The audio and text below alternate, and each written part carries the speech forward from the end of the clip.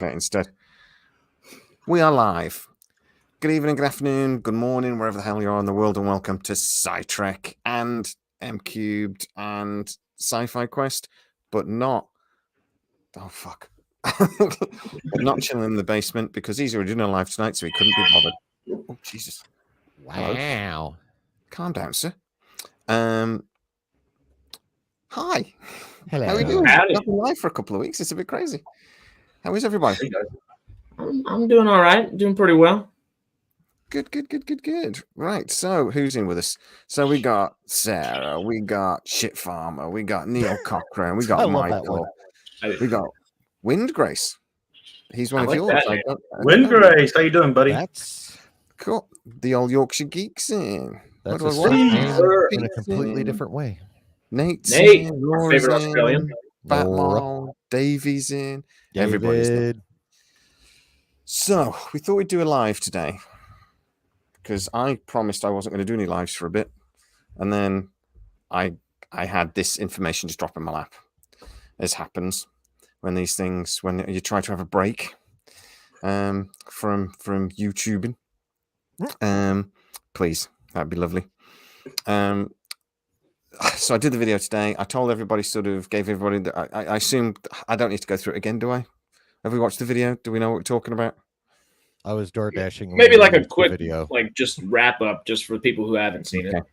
So, about 6 months ago, I got an email from a certain executive at MGM's, their assistant actually, sort of opening up a dialogue with us.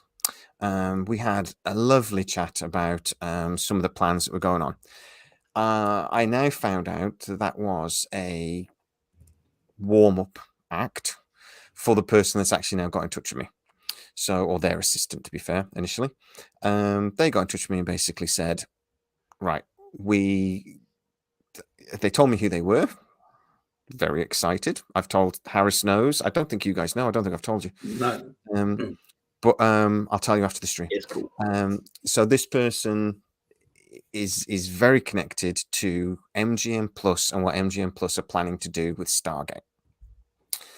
So they offered me either an interview on the record or an interview where I had to keep him anonymous, but he would be able to tell me more.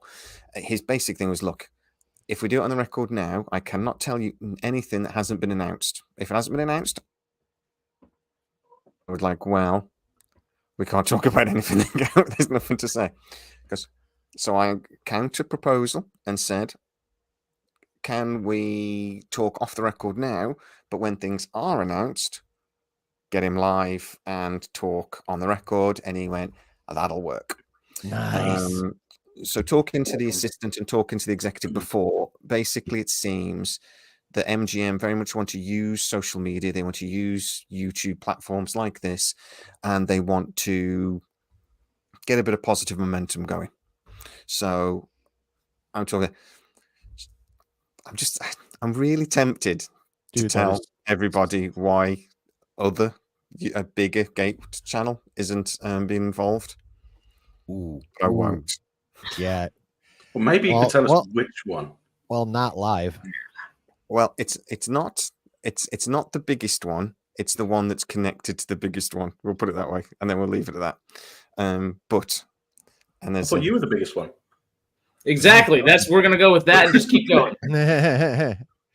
No, there's another channel that's got 100,000 subscribers. I think they're the biggest. Oh, that means nothing. I'm trying to play your HR guy. Shh. Go.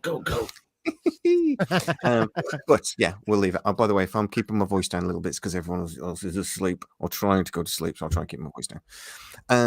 So yeah, we won't leave the drama, but it did amuse the hell out of me. It did make me laugh. Nuclear bomb.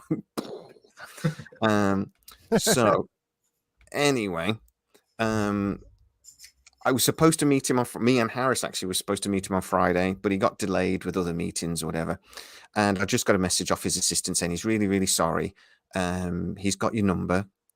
How about if he gives you a call a little later? So I'm like, yeah, okay, cool. Not thinking for a second that this would forget I'm British and wait and phone me up at 1:30 in the morning. But he phoned me at 1:30 in the morning. So we had a little bit of a chat. Then when I hung up, the wife went, "Who the F was that? What the hell are they doing phoning you off when somebody better be dead?" And I'm like, so, but I had a lovely chat with him. And he gave me a breakdown very, very quickly of where they are right now. There's a lot about, I've got a lot of questions about how we've got to this point. I've got a lot of questions about other things. So what I thought we would do today is we would have a little chat. That makes me, Sarah makes me sound like I'm a gangster. So, and Jay, sorry, Jay's connected now. I'm like Hollywood gangster across the pond.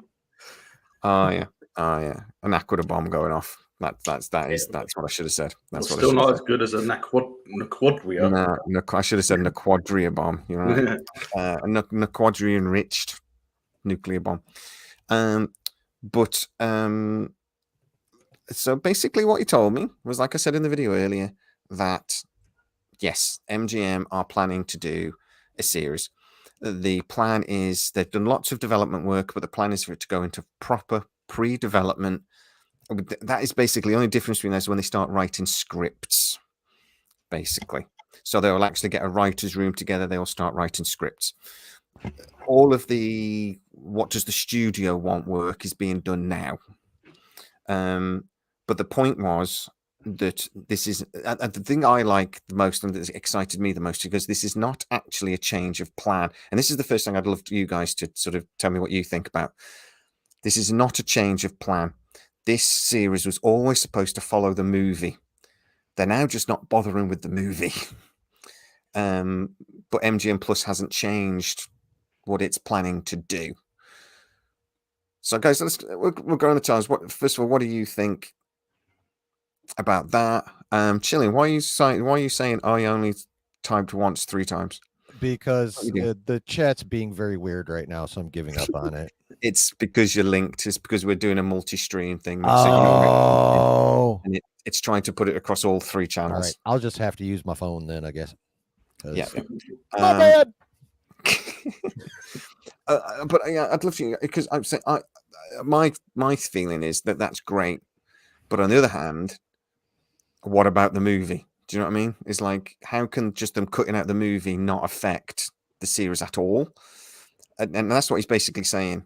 The movie was kind of standalone, so they're not really bothered, and there is a separation between the two, which is kind of not what we were led to believe before.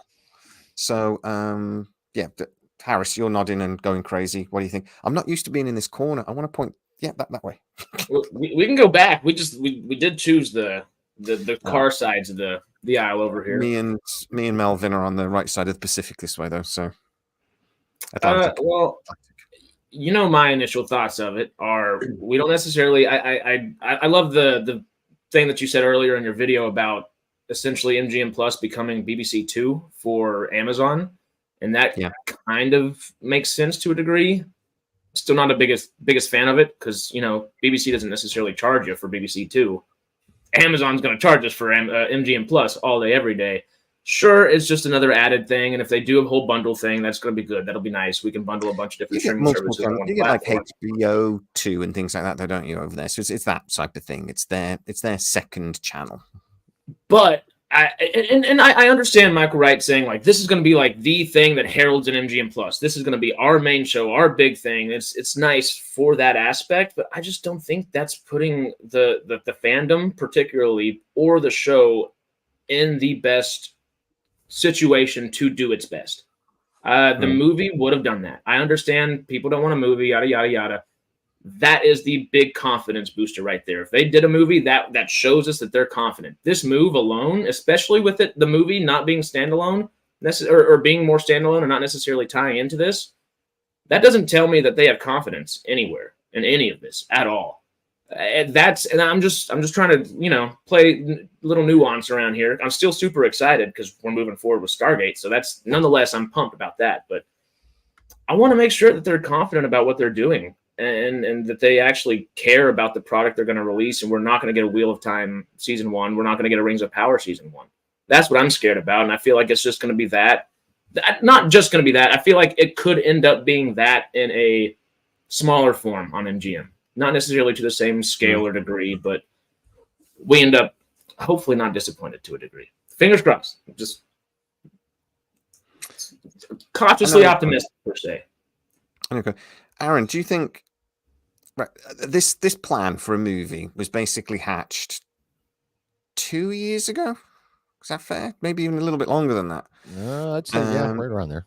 So, how much has the world changed in that 2 years? Particularly, like, you know, the way studios feel about the cinema.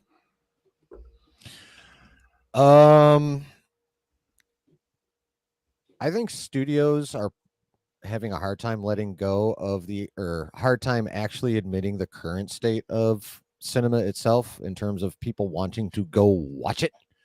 I see it a lot online. People are willing to wait the extra 3 months from when a movie premieres in the theaters to when it's done, and then they're willing to wait 3 more months for it to hit their favorite streaming service. I can feel Harris literally spinning in his future grave. I'm literally, I could devil's advocate that any second, but all right. Well, I'm sure you can. It's true. Aaron, I agree with you. I think it's true. But Dune 2, y'all. Anyone but you. We don't like it, but it's true. Yeah. Aaron, sorry. Dune. Well, no, actually, I'm glad Harris mentioned Dune 2 because things like Barbie or the Barbenheimer experience and Dune 2 and whatnot, they're what's going to keep theaters open, but theaters being full on a regular basis is done.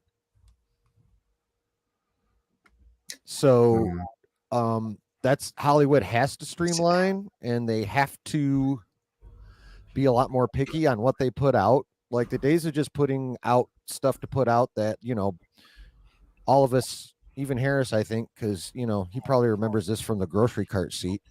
You know, back when we all used to rent stuff.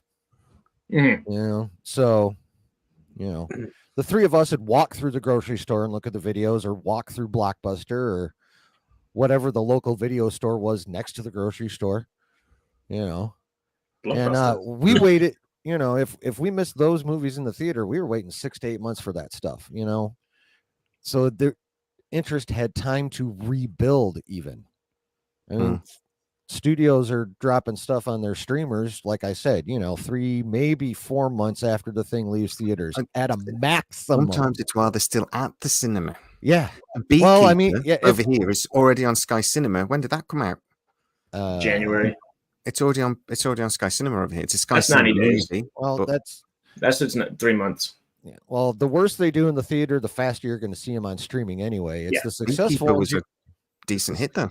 It made a really good profit, but it's a Sky Cinema movie. Sky Cinema produced it, and then it's appeared on Sky Cinema as soon as it's right. But yeah, even like the biggest movies, you might have to wait 4 months, and you know, with the 24-hour news cycle and the information age and the gradual shrinking of the average attention span of people in general,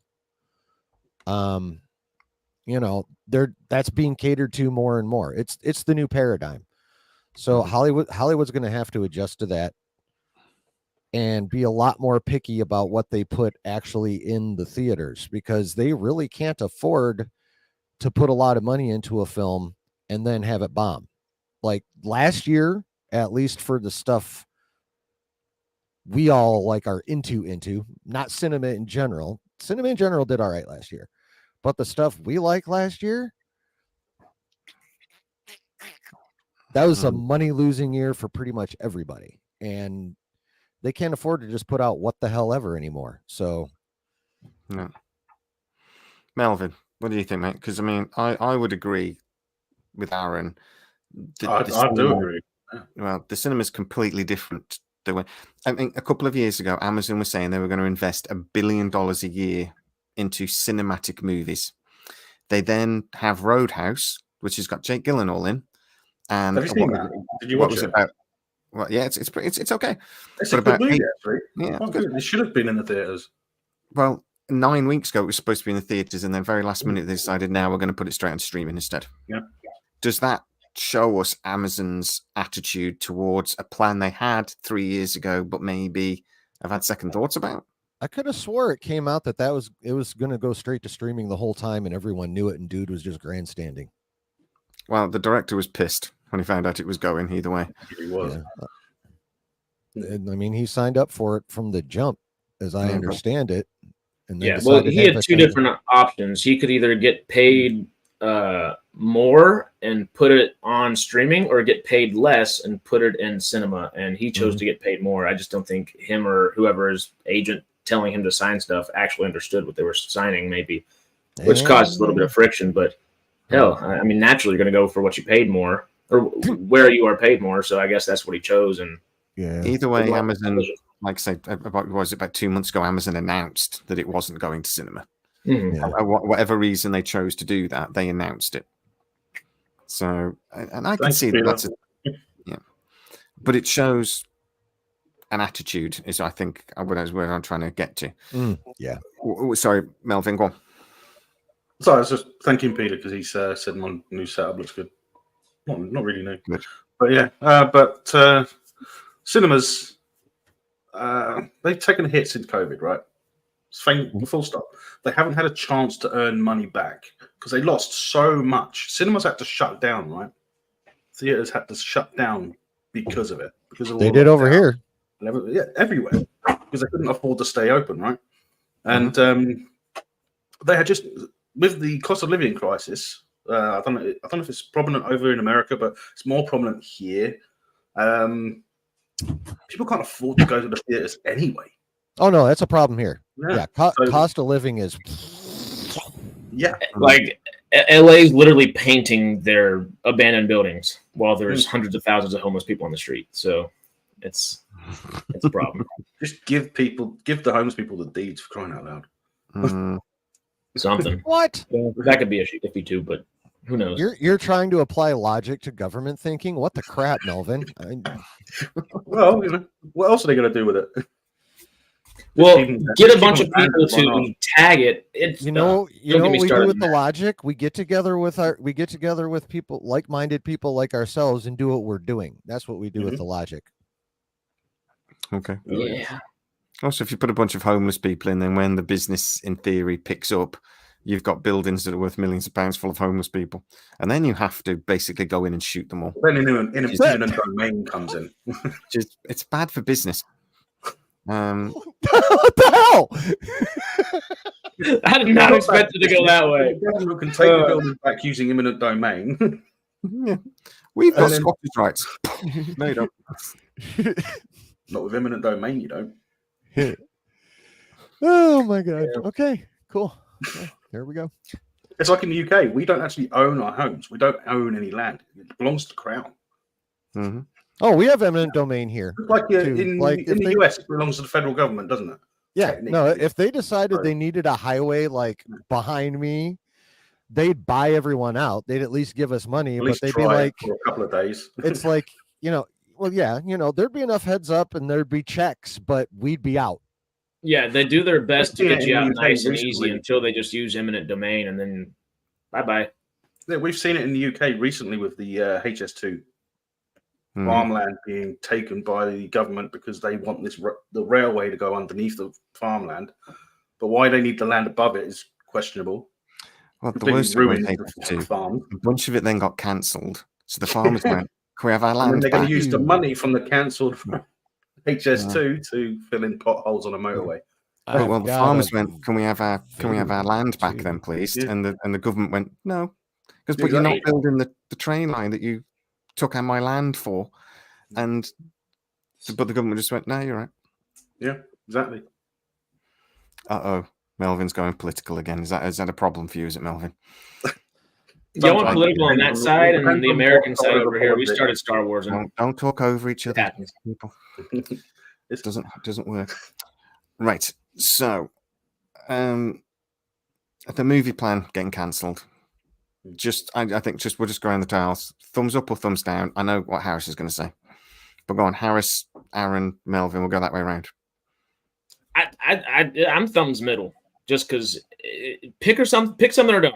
all that shows is there's a lack of confidence. And if you want to bring the Roadhouse stuff all together in it, that just adds a cherry on top that Amazon has no idea what it actually wants to do with the products that it's making right now. And if they don't know what they want to do with the products they're making, why the hell are they making them? No, that's fair. Aaron, thumbs up, thumbs down.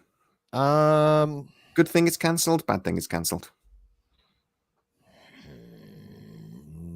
I'm basically with Harris on that one, except I'm not 100% sure that they don't know what they're doing, although I am inclined to think that the evidence does definitely point that way. I'm not quite ready to take it to court, but let's just say if I'm the attorney, Harris is the pissed off cop being like, just go to fucking court already. And I'm like, I just need a little bit more. But it is friggin' weird that the movie's not going to tie directly to the series, because I've been sitting here thinking about that. It's like, I don't see any way they can do that without separating them in time, and not by a small amount either. So I don't, unless they're planning on going for whatever reason, either farther into the past with the movie or farther into the future than we think with the show. I don't know what the crap they're doing. So I'm hoping right now, I'm hoping they're actually focusing on the movie, since that's the first thing we're getting.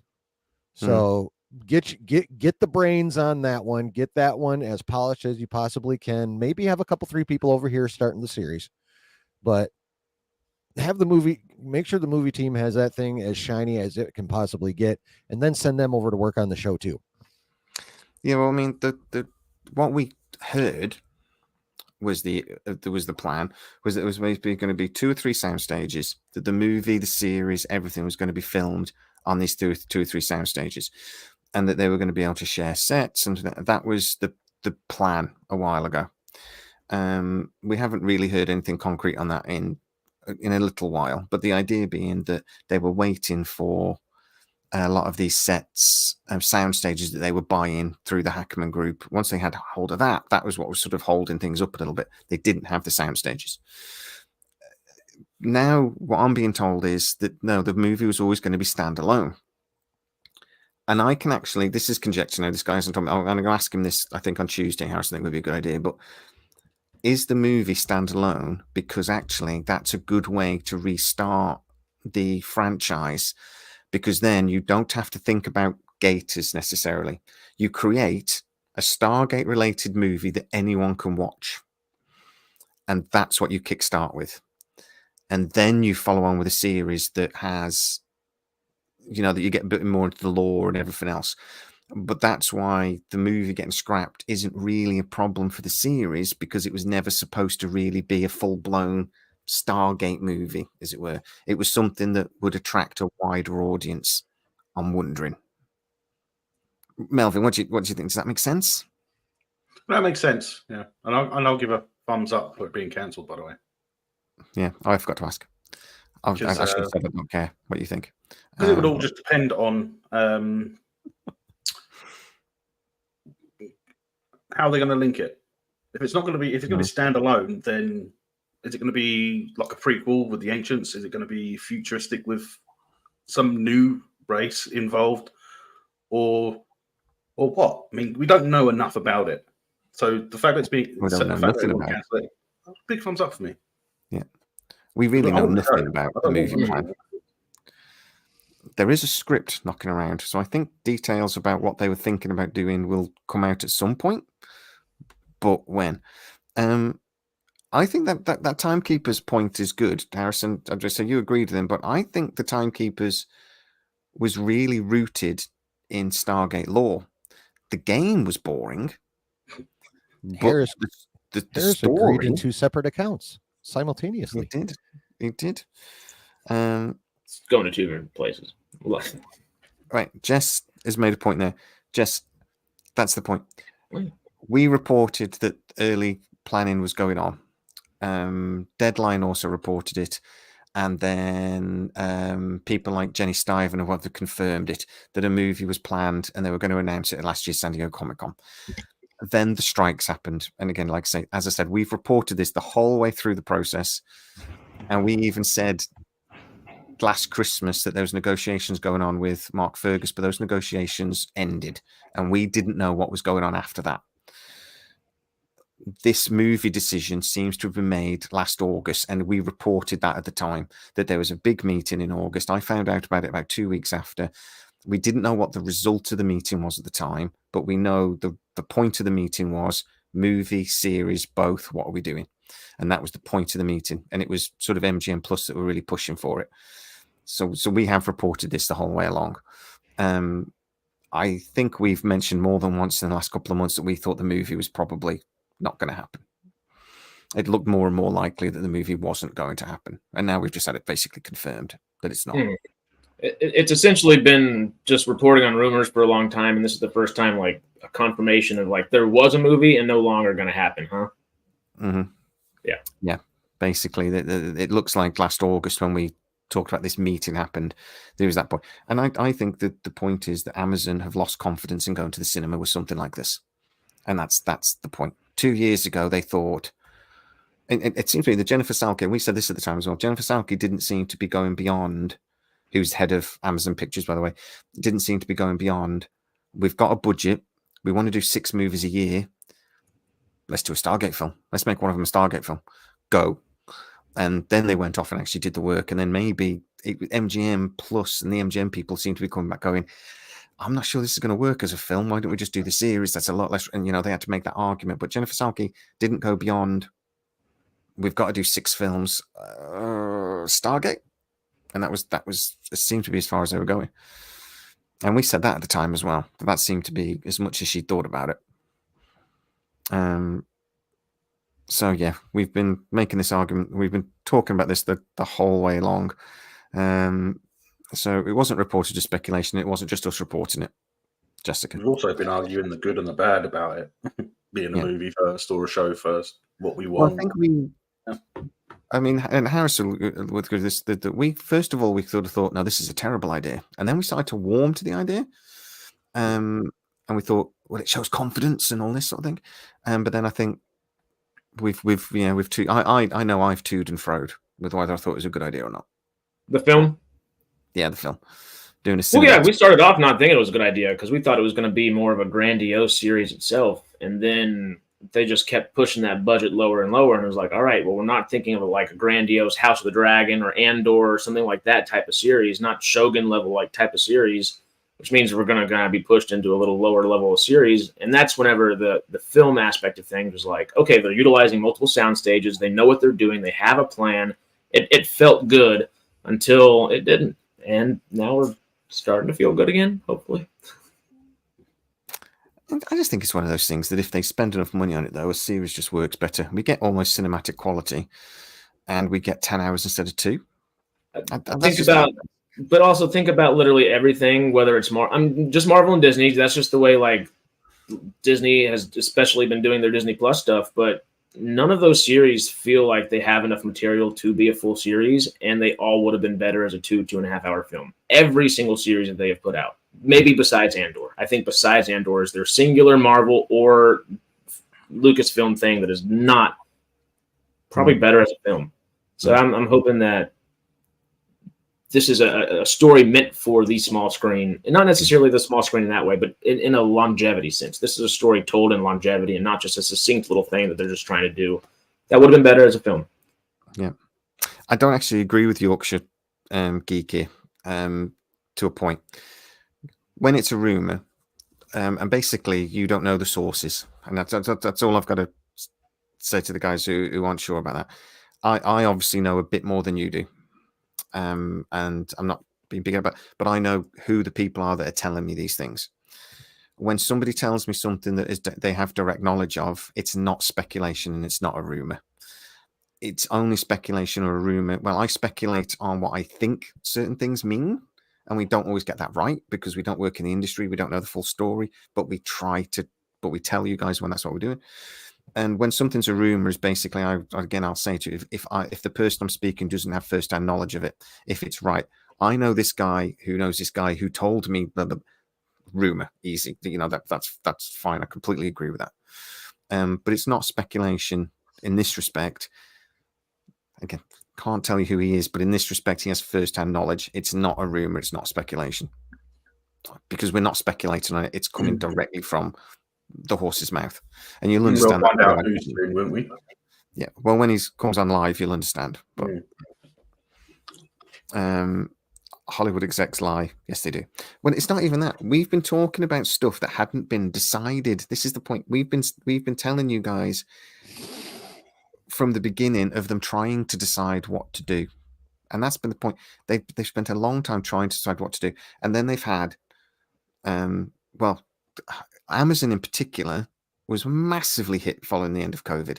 They spent billions of dollars expanding during lockdowns, and then for some reason they didn't plan that their business would return to normal, and they lost crap loads of money. Also, Hollywood in general is in a massive contraction. You know, they're all having to cut their budgets by about a third. So that's, I think, the point we were making earlier is the world, when the idea of doing a cinematic Stargate movie was made, and they thought, right, yes, we want to do this, and it was February last year when we said Jennifer Salke told Claudia Valentini, do it. The world is completely different now. They had a summer of just losing a lot of money, and it all made the studios go, oh crap, we need to have a think about that. And I don't think executives lie, but I do speak to agents and things, and they will tell you the truth from a perspective. Part of the job is to bend the truth for their own things, and they want certain information to get out. They want certain information to get out. Marvel and Disney are very good at spreading false information as well. They like to put stuff out that's not true, because it then is a surprise when it happens. So but that's normally when something's been announced. That's not really what we're talking about now. But we can expect a load of misinformation once something does get announced, potentially, because they like that. And then it's a nice surprise when it's not, or something else happens. So they're all getting their Ben Kenobi on. What I told you was true from a certain point of view. Yes, exactly. Point of view. From my point of view, Disney are evil. Sorry, that came out. Mickey Mouse is saint. And Nate makes a really good point there, that the Rings of Power last year also, and Wheel of Time, Amazon couldn't really do any wrong before that. And then Rings of Power came out, and everybody sort of turned around and went, what the hell is wrong with you people? Is that a big reason why maybe this has happened as well? We've talked about it here before, the Rings of Power problem. I've had people, I nearly said something wrong then.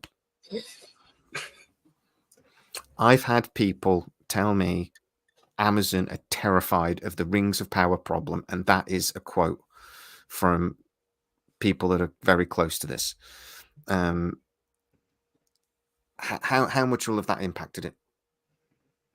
Well, that's a layered and tiered question, because Rings of Power, one of I think their biggest issue is not that. I mean, there's a few different issues on a multitude of levels there, but also like, those were first-time showrunners. They had never done anything like that. Whoever's making decisions at Amazon, don't give $1 billion for 2 seasons, not just one. I know people are always saying like that $1 billion was for 1 season. No, it wasn't. It was for 2. It'll filter through all 5. I think it will filter throughout, yeah, because they had to build the sets and all that. So it makes sense to a degree, maybe not all the degree. That still won't make any good. To the Tolkien family as well, don't forget. So that's a big chunk of it. Yeah.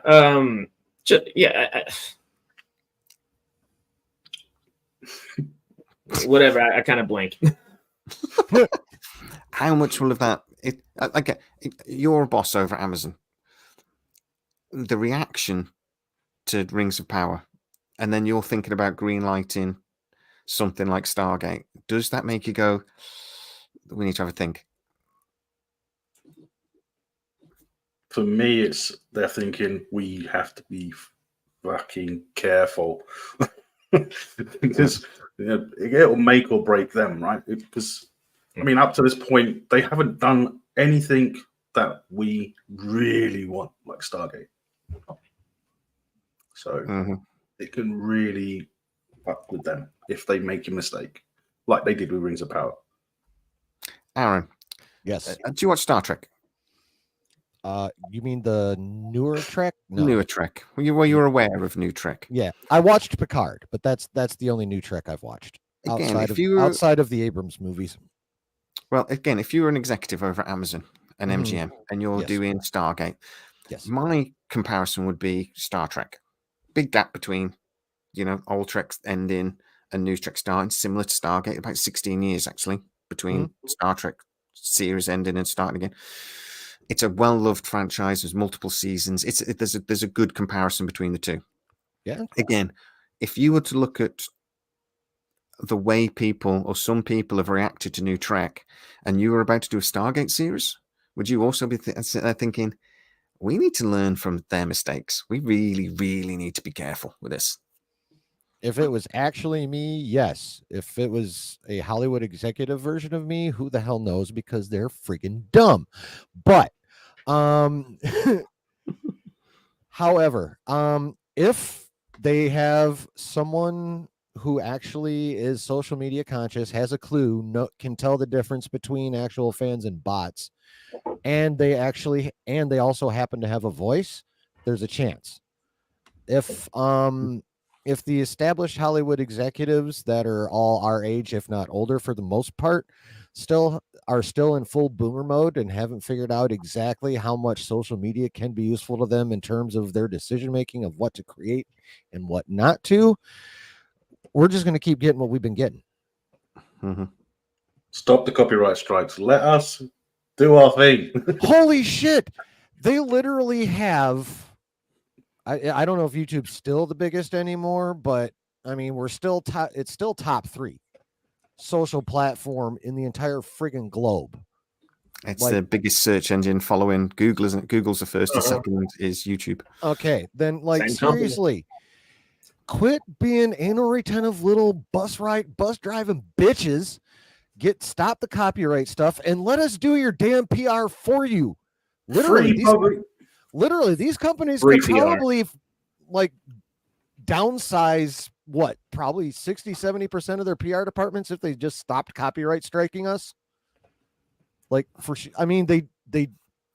guarantee the reason they do is because of, if they do something stupid, then they're going to be they're giving a bigger platform for people to shit all over it if they don't copyright strike stuff too. But on the other hand, all you're really doing is costing visuals to the people who are just going to shit on you anyway. So really, it doesn't make sense. Quickly. Well, one thing you just said, doo-doo, which made me laugh immediately in my brain. But two, let's be fair. People don't want other people earning money off something they made. And that's what they don't want. And that's, to be fair, is fair enough. You clip me up like Melvin's done more than once. Melvin. Well, I don't know what you're talking about. That's how I found you git. You found me. I think I messaged you. Well, yes, I think you did it actually. And then I think you did it. I asked you if you'd be okay with it. I was just flattered. I was just like, fuck me, somebody's actually done videos talking about me. That's weird. But it helped me. I had one before I asked, but hey. Yes, you did. But it's fine. Sorry. But that's flattering and doesn't harm me. It actually helps me because anybody that watches your videos is then going to go look for me. It's great. And it gives me a different perspective on things, which is great. I did gain 2 subscribers from that video. But if I've spent $100 million on a TV series, I don't want you showing it on your YouTube channel. I just don't. So, yeah, but how much would you have spent on advertising? Yeah, that's the next question. $40 million. Yeah. And how much would I get paid for showing your trailer on my channel? You can normally show trailers. There's a bit hit and miss with trailers. Until you're monetized, and then they demonetize you because, like you said, they don't want people earning money off their stuff. Do it later, don't they? They do it later. But they wait until you're monetized before they actually do stuff. Yeah, because then they can take your monetization from you. Yeah. Get your money from the video. Yeah. I was going to say, Jarvis has got a good point there, and that is true. So about 3 years ago, Roland Emmerich did an interview, and he basically, oh no, it wasn't that long ago. It was about maybe 18 months ago. That was another thing that we know they were doing a movie because they spoke to Roland Emmerich about it. So Amazon went to Roland Emmerich and went, he basically did an interview going, yeah, they've talked to me about this. I've got to be involved if they do a Stargate movie because it's contracted. And I've told them I don't want to. I don't want to be involved. So again, we can 2 and 2 together there and go, well, Amazon would think about a movie then. We know they were because they spoke to Roland Emmerich. But that is true. He's contracted. But at the end of the day, like any contract, if Amazon say we're not going to enforce it, and Roland Emmerich goes, well, I'm not bothered if you enforce it, then it's fine. But yeah, Roland Emmerich is contracted to be involved in any cinematic movie of Stargate. So just don't do a cinematic movie, and you don't have to involve Roland Emmerich. That's an interesting idea. Nate just put in what they need to do is offer videos and audio for as part of a PR package, like for YouTubers that can leverage never before footage, which are spoilers, kind of, so they help advertise and include in reviews. I like that idea. It is still very much like that's like the studio controlling the narrative to a degree, but I like the idea generally as well. As long as they've got some control, they'll be okay with it, won't they? They could do a website where you have to pay a fee as a YouTuber to access it or something, and then go right, and then and studios just put stuff on there that then is copyright free. That would be like a press back. A whole vault full of copyright free B-roll would be awesome. Would be great. Like that time when the director fell over and broke his ankle or something. Yeah. Anytime anybody falls over in public should be on there. Oh yeah. Yes. I'd be on there a lot. But just to move on then to get back to Stargate. So we have the opportunity to ask this person who is actively involved in what MGM are doing right now some questions. Right? I have one question before your questions. Do it. When's the interview? Tuesday. Tuesday when? We're not doing it live, are we? Is it? No. We can't video it. We can't record it. Oh, okay. See, I thought you were going to be somehow doing some kind of something or other with it. Okay. No, I'm just going to have to then do videos following basically what's been said. Right. We can't record it. It's just going to be a Skype meeting. So there's 2:00, I think. Pacific Standard Time, 2:00. Does that sound right to you, Harris? I believe it was either 2 or 3, something like that. Oh, okay, cool. So as long as he doesn't get delayed again and then phone me in the middle of the night. Let's just hope that, because the wife will kill me. I mean, technically you can record it, you just can't publish it. But the one in a couple months down the road will be more like that. This is more just like, get you the information as quick as possible. Say if you haven't actually write down notes, you're just like, hey, I know he said something about that. Up there it is. I can't record it because he's already said that. Oh, so then Neil Cochran, Skype. I'm pretty sure it's through Skype. And that was Skype is still widely used. I'm like, crap, I'm gonna have to download Skype again. But anyway, what was I going to say? So questions we can ask. Somebody's already asked me, like, is there a showrunner? Is there a showrunner? We can ask, is there? But I can guarantee you he won't name it. If there is somebody, he won't name them, because that's basically as good as announcing it, because that person will then get hounded on the internet. So, phrase it like, is the show fully staffed? Yeah. I will ask, is key personnel involved? But I will tell you that I'm trying to say, how can I say this without stepping wrong? We both will be. Yeah. I'll make notes, and I think that's one of the reasons why I want Harris on it as well. So we can. You've got 4 arms, Grievous. You have a massive advantage, Bri. Yeah. You've got 4 arms. Yeah. We all only have 2. We will make sure we're on time. To be fair, once they set up the meeting, it'll say my time on my side, so I'll know what time it is. I did ask whether there's a production company linked. I asked him on thingy, and he said there is. It's tentative. I said, who is it? And he says, I'm not telling you that. So, What? there was some discussion following, and I do know who it is, but I can't tell you. Because he accidentally told me. Yes. It's probably like, yeah, I can't tell you that. Blah blah blah blah blah blah. Book Yes. name. Damn it! And then Now, did he realize it himself, or did you go, yeah? no, he went shit. And then he basically said, look, you cannot repeat that. So you cannot tell anybody that Sony are making this in co-production with MGM because they're not. Somebody asked me earlier, is it Sony? And then I accidentally put a thumbs up. And then I went, oh shit, no, he's going to think that means yes. So I was like, it's not Sony. It's not Sony.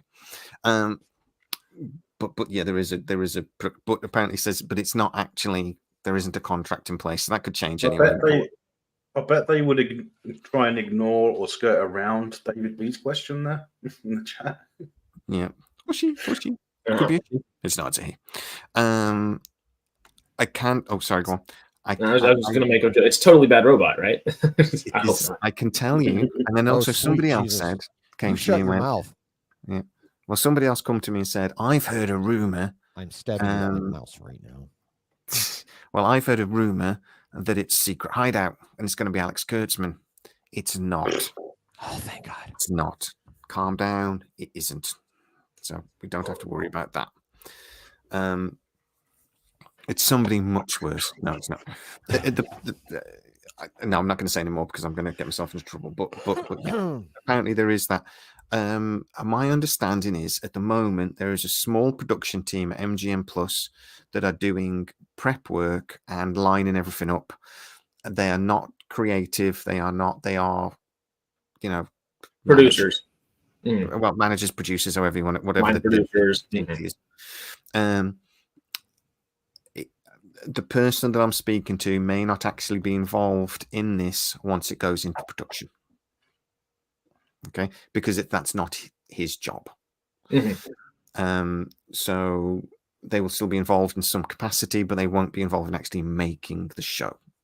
All right. So, but again, that can be explained once we get him on the live show. So there are certain things we can't ask. The other things, which is why we're doing it the way we're doing it for this one. Yeah. Well, this person will know everything, but again, we can explain that and you'll understand that better once. But I will say to you, he has very limited knowledge on what was going on with the movie because he works for MGM Plus. He doesn't, and it wasn't going to be done with MGM Plus. It was Amazon were doing the movie. So he has some knowledge of the movie and what was going on and what was being planned, and he's seen bits of it, but he doesn't have the ins and outs. He's already told me that there's certain things I can tell you about the movie, but there's certain things I just don't know. So I'll do my best and I'll try to answer best I can, but I'm not going to know everything. For example, we can ask if he's seen the script, but I don't know if he has or not. I don't know, because that's not his job. So, but again, that'll be clearer once we get to meet him properly. So, saying all of that, my first question, and this is Kev is on this. My first question is, why isn't Brad involved? Does he know why Brad was never asked to be involved in this? Is that something we need to know, or is that just me being a little bit harking back to SG1? I think it's a good question to ask. I mean, it's part of it is obviously like, oh well, we're all just rosy tinted glasses, like we've said in the past, like we just want what we're familiar with, yada yada, the whole nostalgia bait aspect of it. But no, this guy literally, I mean, like I said in that one debate, there are other people that definitely helped him flesh it out, but he was that one singular person that was there throughout the entirety of it. And you got to let people know. It's like if George Lucas hadn't have made the prequels and somebody else had, we would have been pretty damn confused. This is kind of like that for TV in a way, especially just how I guess the fans think about it. So fingers crossed. Fingers crossed. Yeah, I want to know. I just want to know what we're probably only going to get opinion because he won't, this person we're talking to won't have made that decision. Educated guess. He's in the best place to maybe make that educated guess. I just want to know why another studio is choosing yet again to adapt a product and then not involve the creator of said product. All that does is signal to the fan base, whether you mean it to or not, but that sends a signal to the fan base already that you're starting off that you just don't give a shit. Well, literally what you just said, and it plays into the whole confidence conversation that we've been having for months and months on end, almost like a year now, literally, is where is their confidence TV level? show? Yeah, where's their confidence level if they can't decide what scale of TV show they want to do, if they're going to do a movie or a TV show first? Because, I mean, I've poo-pooed on MGM doing their thing, but at the end of the day, Michael Wright has had, like, if this is his baby that he's wanted to do and he has a vision for it, good. That's what we want, and I'm glad that's there. I just wish that Amazon itself would support him more around that, or he would play into their hand a little bit more, something. So just work together for something, because the lack of confidence and the lack of cohesion plays into the maybe should we even give a shit as a company if we're not going to have our finger on the pulse at all? You know, if it's just going to be a bunch of infighting, why really care for it is kind of a worry. So I was just playing my definition. Somebody was just saying about the definition. It's because I only pay for the standard StreamYard. It's like 3 times as much to go HD on StreamYard. I'm not paying that. It's crazy. I'm British. I'm tight-fisted. I don't pay a penny for StreamYard or Streamlabs. I'm just a cheap ass using the free both. There you go. I think there's 2 issues as well that I don't think we've ever discussed before, and I think we've danced around a little bit. The MGM Amazon situation is weird. It's unusual. Fox, when Disney bought Fox is a massive, huge organization, and Fox continued to exist as a separate entity within the Disney family. They continued to work in the same way. MGM was dwindling. MGM's worth was its back catalogue. So Amazon went in and just absorbed what was left. So it's took them a long time to absorb it. We haven't actually had anything MGM announced from Amazon. Amazon haven't announced anything. Even stuff that had been announced hasn't moved. So should we really be surprised the Stargate hasn't been announced? They've announced nothing. Because they've been absorbing the company, they've been restructuring themselves, they've been, they've been getting studios built. Building studios. I think that's a big part. And I know people are really frustrated by that, but they're physically having to build studio space. That takes time. I think of it like they're building studios specifically for Stargate as well. It seems to be, yeah. It seems to be that they've penciled in space for Stargate. That seems to be the opinion, yeah. Whether that's going to change now they're not doing the movie, we'll see, because it's not maybe it's going to be as big a project as they were initially thinking, but they're not as ambitious with it as they seem to be before. Amazon haven't even announced a new Bond yet. I mean, and that's the most important. They're not officially been announced now who the next Bond is going to be. It hasn't been announced now. Not that was a rumor. That was a rumor. Okay. Mm-hmm. Yeah.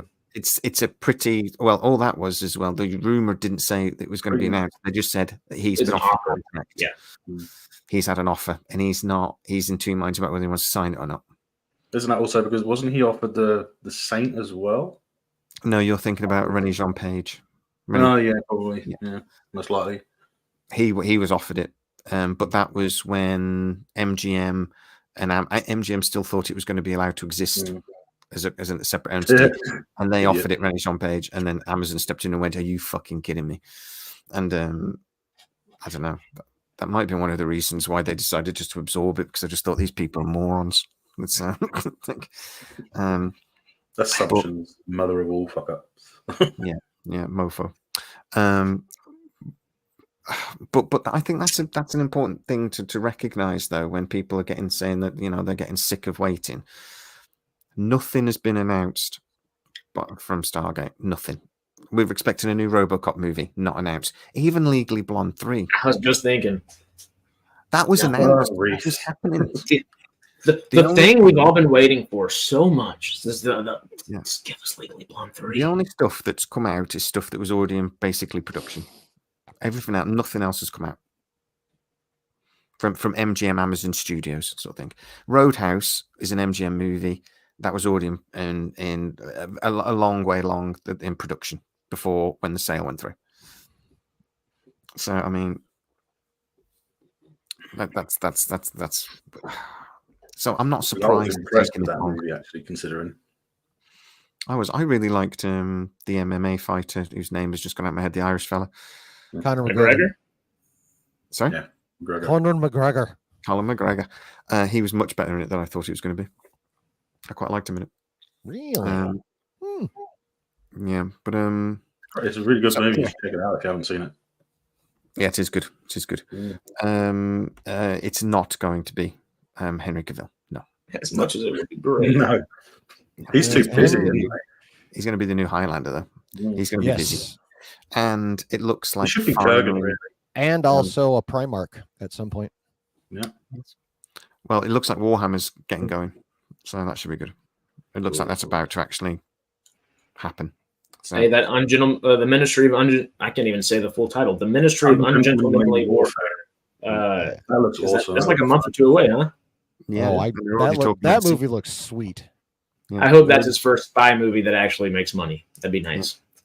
Well, that'd be cool, yeah. But they're already talking about a sequel for that, so they're already talking about that's franchisable. So we'll see.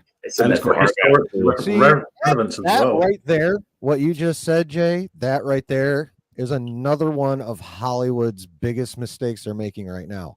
Not everything has to be a franchise. Like, but seriously. It does. No, it does. That's how we make money. No, you make money by making something quality, and then if people agree that it's quality, then maybe you think about making it a franchise. No, come on. That's applying logic again. It sounded like Emperor Palpatine. Then I know. You start. I'm breaking my own rules and applying logic to Hollywood, but seriously, we can't talk over each other, people. How? You start with the I want to make $1 billion, and you work backwards. If you're an executive, True. You don't start with, oh, this is a good project, it might make $1 billion, because that would be stupid. Start with wanting to make $1 billion and work the other way. Well, unfortunately, that's the way they think. But yeah. The acceptance and disappointment in all of us. Yeah. So what can we ask? What should we be asking? Brad, right? Why isn't Brad involved? We want to ask that. What are the questions we think we can get an answer out of? Are we going to get an announcement at SDCC? That's a good question. Good question. Is there a cast? Okay. With the SDCC thing, I don't have to ask. Oh, okay. Cool. Is there a cast? Any cast at all? No cast at all already. Oh, yeah. Right. What? He didn't tell me this, but I did speak to the assistant last week, and I was chatting to them about this because they were chatting to me about the things that I've got right and the things I've got wrong over the last 18 months. And it seemed to me like they were saying, oh, you talked about this and that wasn't quite right. And I'm just like, I very clearly said that was just me speculating on what I thought might happen, but yeah, okay. But speculating stuff. They have an idea, and they've always had an idea of certain people they would like to come back, and we've named them more than once. So, and that's what I was told. So, as far as I'm concerned, that's Amanda Tappin, Michael Shanks, and maybe RDA for a couple of specials. Daniel Shay. Yeah.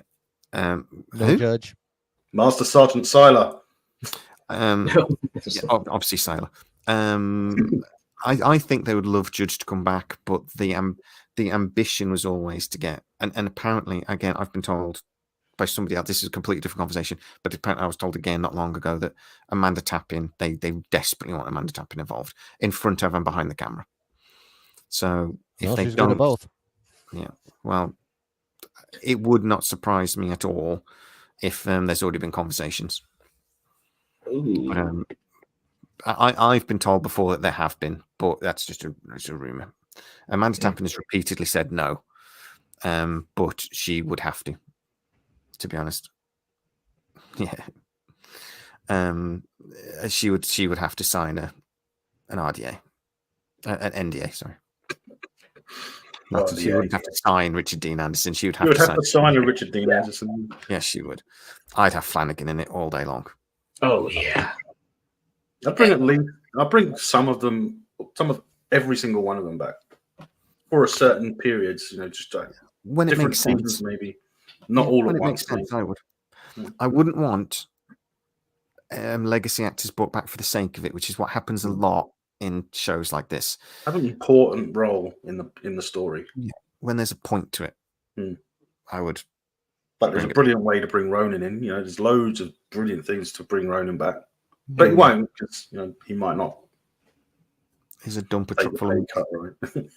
I've always said that I think he's the sort of person, it seems to me, that would do it out of loyalty. It seemed to me, but they all will, though, won't they? I would think for the most part. Yeah, a lot of them would.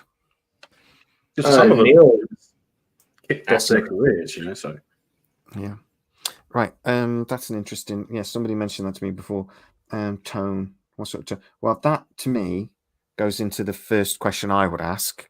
My first thought is, he called this a revival when he was chatting to me, and he used that word revival. I think my second question after Brad is, can you elaborate on that? What is Amazon telling them they want? What is that conversation? What does revival mean? And I think that comes into tone. What's the tone of this?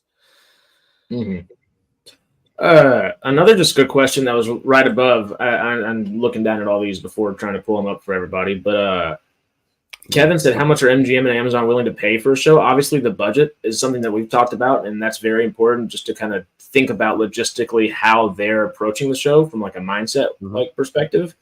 But how long will that show be? Do they have 3 seasons, 5 seasons planned out? Do they have an end planned out, or is it just kind of like open-ended at the moment? Also, one of the big things, Star Wars, that I know Aaron and I are going to do a little thing, I think the second about it, Star Wars debating. Yep.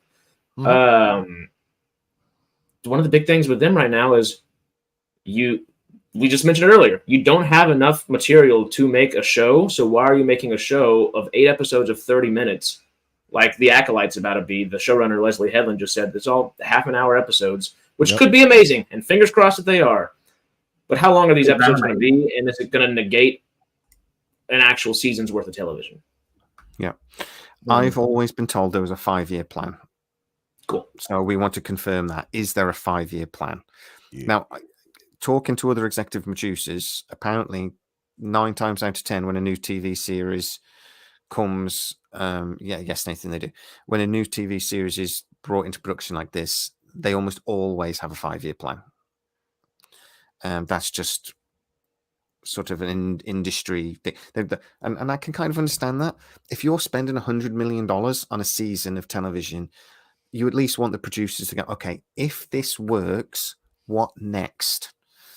Where are we going? And then they might go after the first season, this isn't working, we're cancelling it.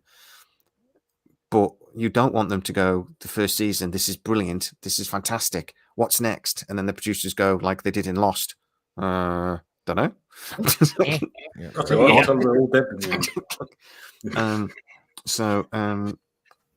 Spoilers. Yeah, well, it's purgatory, wasn't it? But yeah. So apparently, a 5-year plan is normal, and there is a 5-year plan that does include straight to Prime. I was told a couple of months ago that they had one major series, a couple of spin-off series, which one was a prequel, and then the idea was to put. So basically, you'd have the first season go on MGM Plus. That would premiere. Then just before season 2 or the next series comes out, it would go on Freevee as almost like a free, so you can watch it in a free place. And it said it might go in other places like Pluto as well, apparently. But then you can watch that season in a wider audience, and it would hopefully draw people back to MGM Plus to go watch the second season. But that second season wouldn't necessarily be, or the next series, whatever. And that there would basically be 2 series or 2 seasons of something a year over 5 years, and that would end in a straight to Prime movie, and that would be the culmination of like phase 1. And that's always sort of been the idea. But that idea will change massively depending on how well it does, I should imagine. Will the episodes end up on like Prime at all? After a year, it's going to be MGM Plus and Freevee. I don't think it'll ever go on Prime. I think it'll go MGM Plus, Freevee. See, I think but there also might be a difference. At the moment, if this was released now, it would be MGM Plus in America and Prime internationally. But the idea is that by the time this comes out, MGM Plus will be international, which it isn't now. It's just MGM over here at the moment, and it's limited. Yeah, replace it, won't it? Yeah, and it'll be replaced, upgraded. Because I mean, in America, all of the Lionsgate stuff and things like that is apparently on MGM Plus. You guys can tell me better, but that's what I was told. I don't know. I don't have MGM Plus. Me either. Well, it's a much bigger platform in America than it is in the UK. We still have Lionsgate as a separate app with content there, and we just have just MGM stuff. There isn't a lot on MGM that we've got. There's a few old movies, and basically, if you don't like Stargate, that's the bulk of what's on there. But MGM Plus is much bigger because it's got Lionsgate, it's got all the Columbia pictures, because that makes sense because MGM used to own Columbia, and and it's got all that sort of thing. So MGM Plus is a much bigger entity, and that's going to go international. So by the time Stargate comes out, it'll go on MGM Plus, and then Freevee about 6 months after. Aren't both of them under the Sony umbrella? Hasn't Sony owned Columbia for a hot minute?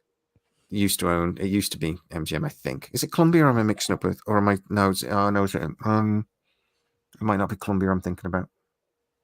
Yeah, because Sony's releasing all the Spider-Man movies this year in honor of Columbia's 100th anniversary. Let me just check. Columbia has the Columbia's the statue. Yeah, Statue of Liberty. There we go. I don't know why I couldn't think of that. TriStar is the only other one I could think of, and that's the Pegasus. But I don't think that's them. The Pegasus coming out of the triangle. Yeah. Illuminati. And then it stops like this with its wings spread. I'll know as soon as I see it, if you give me a second. All those movies, the Columbia TriStar Pictures. Yeah, because they were one company at one point. Yeah. Is that Columbia right? TriStar, Like, but yeah, it makes sense. Anyway, whoever it was, it's all going to come under one umbrella anyway. I'm sure it's Columbia. So just thinking on these questions again, are we going to be able to ask specific series-oriented questions like, will the Stargate be public knowledge? Or is it going to be more production questions, kind of wrapping our head around kind of what MGM's thinking about kind of deal? How are we going to kind of approach that? Or what do you think would be the best way? At the end of the day, he'll tell us what he does and doesn't know. True. So there's that. I think we're going to be able to ask certain things like that because I think, well, we know that Mark Fergus did the Bible. Yeah. But part of that was also development, because a part of what he was also doing was, where is the Stargate program now, based on the series, the 14 years or whatever it was of TV that came before it. So the 17 seasons. So it wasn't just a history thing; it was also a where are we now? So that's one of those basic questions that I think he should know, because they have been doing, like I said, the work they're doing at the moment is I imagine there's legal stuff and things they've got to do. Maybe I don't know, but it's also just setting up. They're trying to put the right team in place, things like that. They're doing the work with the production partners, things like that. But also, what they're doing is they're trying to figure out from a company what do they want from the series. So I would have thought that's one of those fundamental questions they may have had to consider. Where are we starting? So I think he should know that. Okay. And if he doesn't, then fair enough. But he's been working on this, as far as I know, for nearly 2 years. So surely in 2 years you'd have at least thought about it. Like, go, Aaron. What? Right? All right, I got two things. One, I would just say anything you can find out about continuity would be great. Just anything continuity wise would be awesome. And two, I need to go eat and prepare for my own stream, which everyone is, of course, welcome to join once you guys are done. I start in an hour and 15 minutes. So yeah, we'll be done by then. Yeah, I'm gonna go get some food and prep for that. Thank you very much for allowing me to come on here. Hopefully, I controlled myself enough for you. And I can't wait for that debate video between you two. Austin? Me and this guy. Angle. Ah, that guy. Yes, that guy. What are we debating? I forget. Star Wars versus Star Trek. That I'm was what I debating that with remember Morris. you saying about. Now Harrison now is doing it, but Yeah. Well, no, I'm moderating. No, Harris is moderating. It's gonna be me. It's gonna be me and three. It's gonna be me and three guys that I've known for a hot minute on YouTube now. So Justified and a couple other folk. Huh? Yep, Justified MF, Matt Cave Gaming, and Scotty Hawk. So it's going to be a State of Star Wars debate, not this Tuesday, but this next Tuesday, right? The 2nd of April. Yeah, a week from Tuesday. So yeah, that'll be a hoot. I will most likely be in watching Godzilla X Kong. There you go. Oh yeah, that's gonna be Friday, but it's only released here for a week in the cinema where I am. So, but yeah. Anyway, I got to go. If you guys want to stop by my stream when you're done here, cool. I'll be glad to have you, and hopefully you'll have fun. And thank you again, Jay. Always. And good seeing you. Good luck with the interview and anything else you may have going on, and I will see you guys later. See you soon. Later, chill. He's out of here. What was I going to say? You should tell us when you're doing that, because you should stream it on Sidetrack. Yeah, we can do that. That'd be fun. Yeah. Do it as a way to drives viewers towards you guys. So yeah, you'll get more. I don't have to be involved. You can just throw on. Anyway, where were we? Is a good question to ask this guy. Are you a Stargate fan? Ooh, yeah, that's a necessity. I didn't even think about that, but that's the very first question. Yeah, because we're kind of going to see something along those lines, because was it in Acolyte, at least one writer is not a fan. Never seen it. Never seen Star Wars, so. Oh yeah, that's literally Leslie Headland talking about Acolyte right now. Like, that's one of those things where, like, you are a fantastic filmmaker. You can showrun a show like nobody's business, but you just told the entire fan base that you don't really care about what they're doing and what they actually have invested literally decades worth of time and love and passion into. That would bring some hesitancy. But yeah. And have you seen the likes and dislikes for the Acolyte trailer? It's crazy. I'm in two minds of it. You know, I can't. Nearly 500,000 dislikes. Woo, how many likes? Yeah, plug in.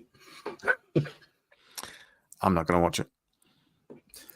We are debating. We were supposed to be debating tomorrow, but I've messed up. I've booked tickets to go watch Ghostbusters.